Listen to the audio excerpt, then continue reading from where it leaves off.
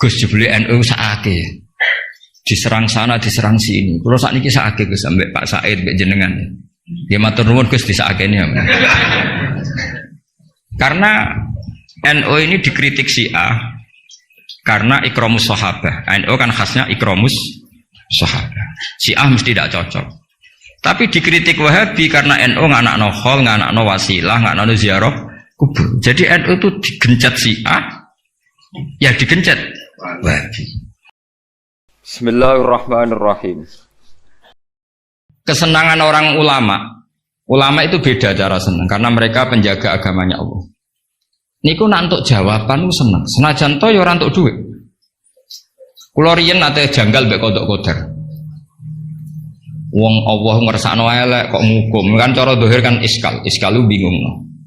Ya kanggo sing mikir, nek sing ra mikir malah enak ra tau iskal. Tapi kalau nate mau tak Umil Barohin perdebatan ulama ahli sunnah sama Mu'tazilah. Cara berpikir Mu'tazilah, keburukan itu dilarang Allah, kok terjadi? Ya sudah, itu berarti di luar kehendak Allah. Karena itu kalau itu dikehendaki Allah berarti aneh. Anehnya Allah menghendaki kemudian menghukum. Seakan-akan Mu'tazilah ini menang satu sesi, menang satu poin. Tapi kata ulama ahli sunnah cara ngendikan gini. Idzan waqa'a fi mulkihi ma la yuriduhu. Kalau gitu berarti di kerajaannya Allah banyak sesuatu yang terjadi di luar kendalinya. Jadi kira-kira ngene bantai sunnah, misalnya Hollywood kan kota maksiat misalnya. Gusti putih Hollywood kan maksiat tok. Sepi aku dia gak berdaya. Kowe seneng di pangeran ngono. Artinya resiko mengatakan setan itu yang mengatur maksiat, berarti setan itu dijaya karena maksiat selalu lebih banyak ketimbang taat. Makanya Ja'far Shadiq ketika ditanya Qadar ngendikan ngene, "Atarahu ayyuk syukurhan." Masa kamu melihat Allah ketika dimaksiati itu secara terpaksa? Jadi secara terpaksa gini, sakjane aku yo kepengin wong kabeh ku apik, tapi aku dhewe ora berkutik. Kan repot kalau Allah begitu.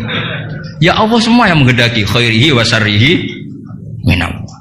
Tapi kita memahami khairihi wa syarrihi minallah dengan pemahaman khas ulama itu. Jadi mengatakan syarrihi minallah karena kedikjayaan Allah, bukan karena kita pecundang nak maksiat diisnadno ning Allah Subhanahu wa taala. Saya ulang lagi ya, kita bangga dengan khairihi wa syarrihi minallah bukan karena menisbatkan keburukan kepada Allah enggak, tapi karena nisbatkan kedikjayaan Allah Subhanahu wa taala. Sehingga khairihi wa syarrihi semua dalam kendali Allah Subhanahu wa taala. Karena innallaha ala kulli syai'in qadir. Akhirnya seneng, jadi ahli sunnah aku seneng. Dibuli kaya apa seneng. Cuma saya repot ahli sunnah, Mas Nadib tambah ahli sunnah aswaja. Jadi saya kira apa? An-Nahdiyah ditambah. Enggak tahu.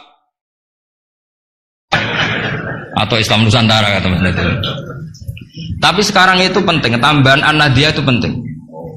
Kenapa demikian begini? Di bahasa dunia itu hanya dua bahasa, Sunni dan Syiah lah. Sehingga perangnya Yaman ya disebut perang Syiah, Houthi, sama Sunni itu dengan makna siapa? Arab Saudi, yaitu Wahabi. Padahal cara ahli sunnah Wahabi itu beda dengan ahli sunnahnya NU atau saya ulang lagi ya, dari dalam bahasa dunia itu kan hanya ada dua kelompok besar yaitu Syiah dan Sunni. Dalam bahasa dunia itu Wahabi, HTI, Muhammadiyah termasuk apa? Sunni. Bahasa dunia loh, bahasa jurnalistik. Nah, Mas Nadim itu gak ingin dikembari mereka, makanya menambahkan azwaja an-nahdiyah. Hali ziyadah hada bid'ah amlah, tidak tahu saya. Tambahan ini bid'ah apa enggak? Bid'ah mukul atau enggak? Tapi tambahan ini menjadi penting karena begini ya.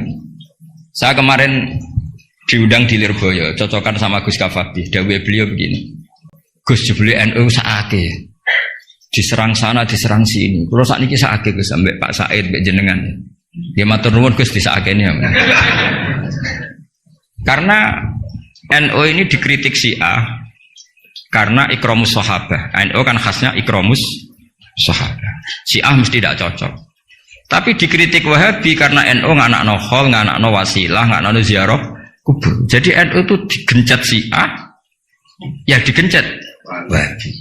Nah berhubung sunninya NU itu beda karena kita wasilah, kita khaul, maka terus sama NU resmi kayak Mas Nadib.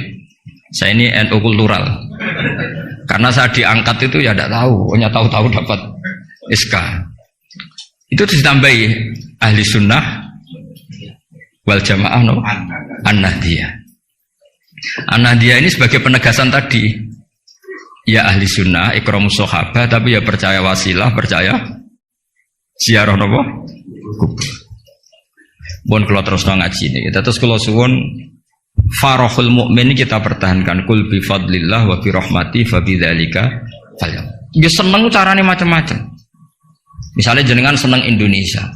Ya negara dikorupsi mulai zaman dhisik nganti saiki kok tetep sugih wak saking apike negara, saking sugih-sugih negara. Negara dinti ku ora usah dikorupsi wis bangkrut. Indonesia itu dikorupsi ene ya ono tetep sugih. Hebat boten Indonesia. Oh niki boten kok dukung korupsi boten. Nyifati kekayaan Indonesia. Pokoknya sementing akibatnya ku seneng. Wes nyifatine keliru-keliru lah, pokoknya akibatnya ku seneng. Niku ajarannya Abdul Hasan Asadili. Tadi kabeh sampai Abdul Hasan Asadili ini munajate mbek pangeran, ada seorang wali berdoa di multazam, ya Allah, berikan saya rezeki tidak maksiat lagi pada Engkau. Padahal multazam itu tempat sing mustajab. Terus jawab pangeran, nak wong ra maksiat, terus sifat ghafur ku tak gopo. Maksudnya kan terus ra ono gunane. Ghafur iku ora ono gunane ghafur iku perkarane zat sing akeh nyepurane jebule wonge bener kabeh. Akhirnya wali iku nggih mun Gusti mboten siyos.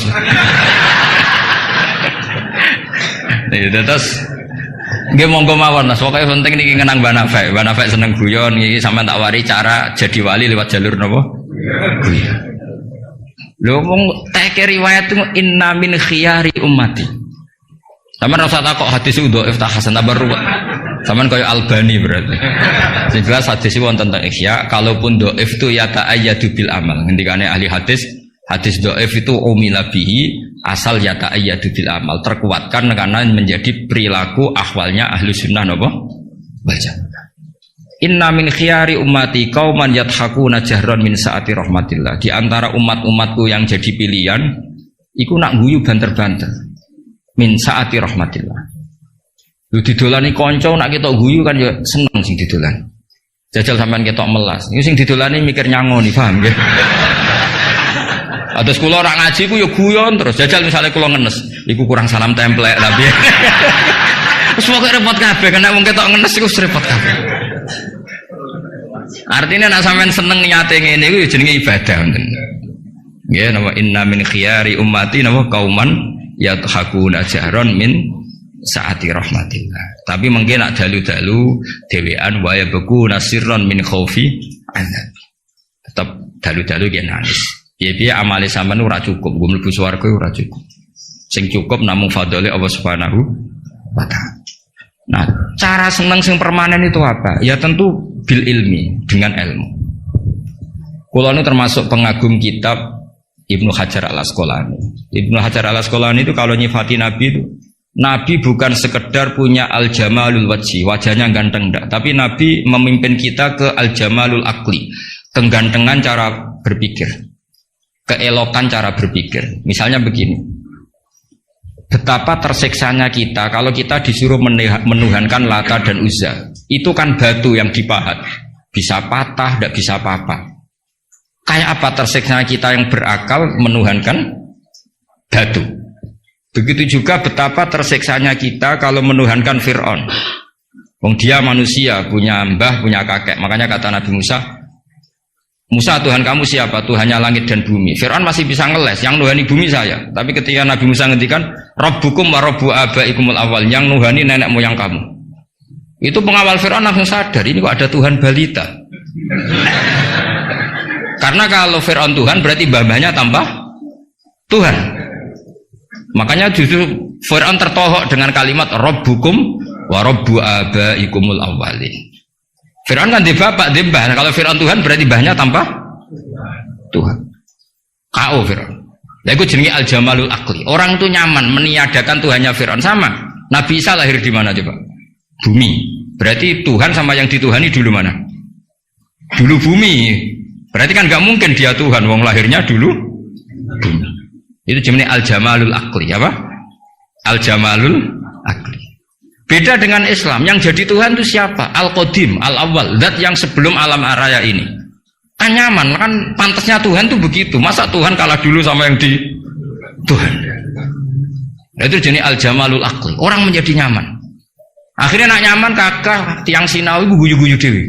Sementing radinceng wong darani stres paham ya. Karena setiap sinau kenapa guyu-guyu dewi? Karena dia menemukan al-jamalul aqli atau al-iltizat al-aqli. Kenyamanan berpikir.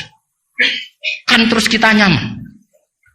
Iya ya, pantasnya pangeran niku al-awwal, pantasnya pangeran niku al-qadim. Terus disifati lagi al-baqi atau bakok. Pantasnya pangeran enggak terkalahkan, maka dia abadi. Kan ora keren pangeran kok berdurasi kok menteri wae kok presiden. Jadi pantasnya pangeran yo bakok. Karena zat yang dijaya maka dia harus selamanya lah. Terus yang namanya yang paling hebat harus mukhalafatul lil hawadisi, harus tidak ada kembarannya. Kerennya apa punya Tuhan kemudian tersaing? Itu namanya al-jamalul aqli. Itu juga menjadi halawatal iman. Terus kula suwun pancen iki di acara hormat Banafes, monggo pokoke dadi wong Islam sing seneng. Wis seneng cek nganggo cara sing salah lah, sing mletel lah, sing penting seneng. Itu ada wali itu agak kacau, tapi dungane ku kacau, tapi mustajab. Sama tak ijazahi tapi aja lakoni. Mereka nak ngelakoni itu copy paste, itu jenis jiplak. Itu kalau dalam dunia kampus plagiat itu ditolak itu kalau. Ada seorang wali datang ke Rasulullah SAW di Raudhah. Ya Allah, jenengan punya dua pilihan. Jika saya menjadi soleh maka surra habibu, maka kekasih jenengan senang. Wahazuna aduwuk, musuh anda susah, musuh engkau susah. Kalau seseorang soleh yang cinta itu Rasulullah. Saya ulang lagi ya, ya Allah jenengan punya dua pilihan. Jika saya soleh maka kekasihmu senang, yang susah setan. Tapi jika saya jadi orang zalim, orang fasik, kekasihmu susah, yang senang setan, musuhmu. Mun jenengan milih mawon, nyenengno kekasih jenengan, nopo nyenengno musuhe jenengan. Ya gak mungkin kan pangeran kok kepengin nyenengno setan. Ya soleh. Jadi ya ono donga rada teroris. Ya siapapun itu, sementing kowe dadi seneng mbek pangeran. Mulane kula nak donga iku rapati tenanan, kowe yakin mandi. Mboten krana nyepelekno donga mboten, tapi yakin mandi. Dengan status Allah al-mujib. Dengan status Rasulullah sing syafi'u khalqi bil mukminina raufur rahim. Banyak ulama juga, ulama dulu banyak kalau donga rapati tenanan ditakoki kenapa rapati tenanan? Aku wis didongakno Kanjeng Nabi. Iki mau formalitas tok. Sing mandi ku dongane Kanjeng Nabi. Kanjeng Nabi wis ndonga wa marham ummati. Siku wae sing mandi. Iki mau formalitas tok. Lah sampean gak gayane khusyuk tapi ora roh betapa sektine dongane Nabi. Kenapa kok donga tenanan? Wah, nek ora repot. Repot wis didongani Kanjeng Nabi kok repot.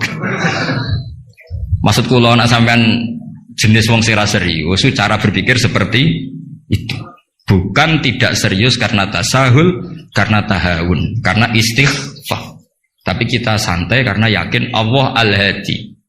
Kalau Allah al-hadi maka sifat ini akan efektif ila yaumil qiyamah. Mulane dawuh Rasulullah sallallahu alaihi wasallam, la tazalu ta'ifatun min ummati zahirina alal haq la yadurruhum man khalafahum. Sebagian riwayat la yadurruhum man nawahum. Selalu kelompok umatku akan selalu zahirina alal hak, membela mati-matian kebenaran. Coba Uni Soviet kayak apa, negara komunis 100 tahun. Ketika ada persemakmuran langsung jadi Uzbek, ceknya Tajikistan. Kita dijajah Belanda 350 tahun. Tahu ono tragedi PKI. Tapi sekarang santri kayak apa? Malah ono hari santri bareng wis mulya ora di menteri bingung ya. Tapi betapa karena agama ini diurus Allah, kita melalui fase kayak apa saja tetap agama ini jalan. Kenapa? Karena Allah al-hadi. Sifatullah pasti nafidah, pasti muas.